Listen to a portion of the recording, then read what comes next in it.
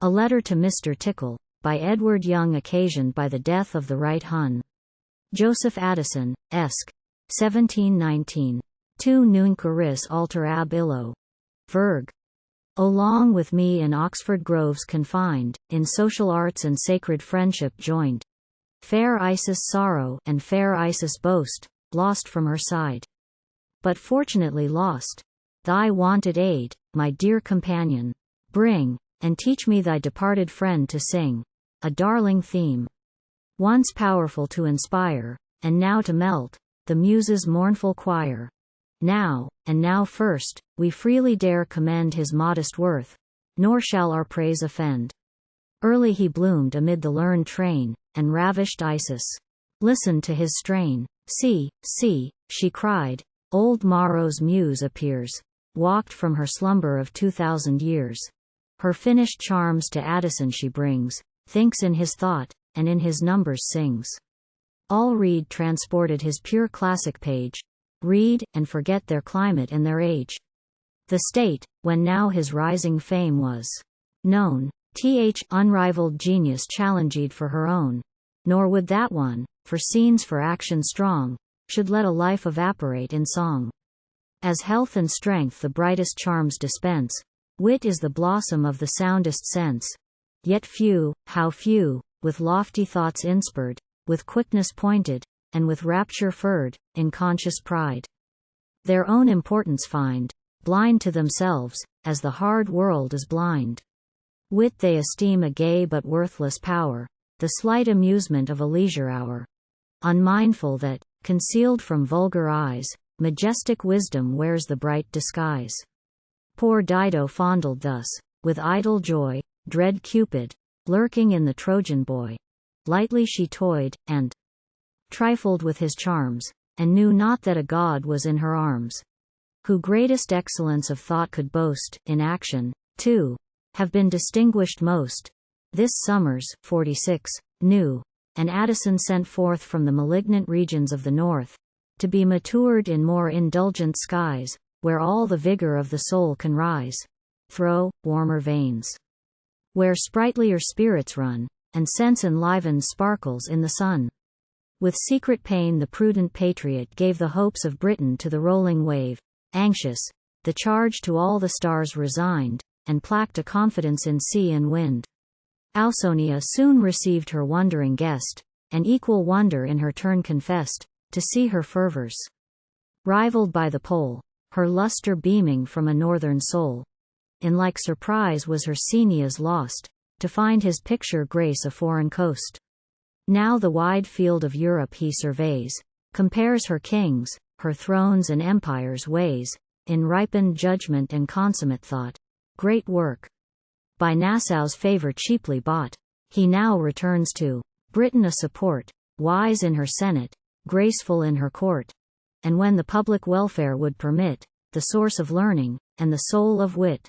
O Warwick, whom the muse is fond to name, and kindles, conscious of her future theme, O Warwick, by divine contagion bright. How early didst thou catch his radiant light, by him inspired, how shine before thy time, and leave thy years, and leap into thy prime. On some warm bank, thus, fortunately born, a rosebud opens to a summer's morn, full-blown ere noon her fragrant pride displays, and shows abundance of her purple rays. Wit, as her bays, was once a barren tree. We now, surprised, her fruitful branches see, or, orange-like, till his auspicious time it grew indeed, but shivered in our clime. He first the plant to richer gardens led, and fixed, indulgent, in a warmer bed.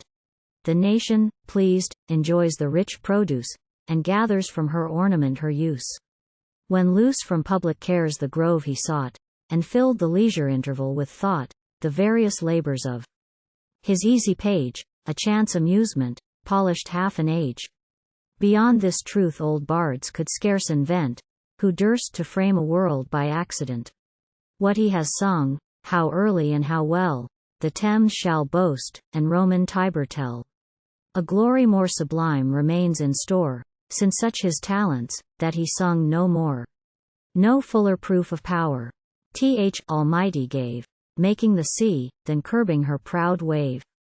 Naught can the genius of his works transcend, but their fair purpose and important end, to rouse the war for injured Europe's laws, to steel the patriot in Great Brunswick's cause, with virtue's charms to kindle sacred love, or paint eternal bowers of bliss above. Where hadst thou room, great author, where to roll the mighty theme of an immortal soul, through paths unknown, unbeaten, whence were brought thy proofs so strong for immaterial thought? One let me join, all other may excel. How could a mortal essence think so well? But why so large in the great writer's praise? More lofty subjects should my numbers raise. In him, illustrious rivalry, contend the statesman, patriot, Christian, and the friend. His glory such, it borders on disgrace to say he sung the best of human race.